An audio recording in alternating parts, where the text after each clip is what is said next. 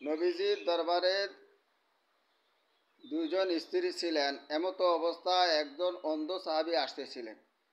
তখন নবীজি দুজন স্ত্রীকে বললেন, তোমরা পর্দার ভিতরে চলে যাও। তখন নবীজি বলার সঙ্গে সঙ্গে নবীজির স্ত্রীরা বলল, ইয়া রাসূলুল্লাহ, ইয়া হাবিবাল্লাহ, ওই সাহাবী কি অন্ধ নয়? তখন নবীজি বললেন, ওই সাহাবী যদিও অন্ধ, কিন্তু তোমরা তো সাহাবীকে দেখো, তোমাদের তাফসিরে স্বচক্ষে জালালাইন সহ সাহাবীকে আরো দেখো, 10টা তাহলে তাফসির নিয়ে তোমরা এসেছি এই সূরা নূরের পর্দার 31 নং ভিতরে আয়াতে, চলে যাও। যেগুলো তখন আপনাদের করা, নবীজির যেখানে দুই লেখা স্ত্রী আপনারাই লিখেছেন পর্দার যে ভিতরে চলে গেলেন। মুখমণ্ডল, হাতের কবজি, পায়ের পাতা খোলা রাখা যাবে। সূরা নূরের 31 নং আয়াতে আল্লাহ তো এই বিধান স্পষ্ট করে দিয়েছেন। এই হেদায়া গ্রন্থ, এটা নিশ্চয়ই আপনাদের অচেনা নয়, আপনারা এটা সবাই চিনেন।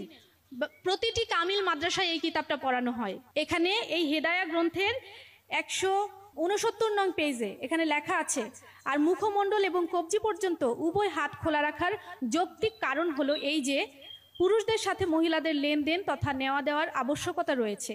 কাজেই মুখমণ্ডল এবং কবজি পর্যন্ত উভয় হাত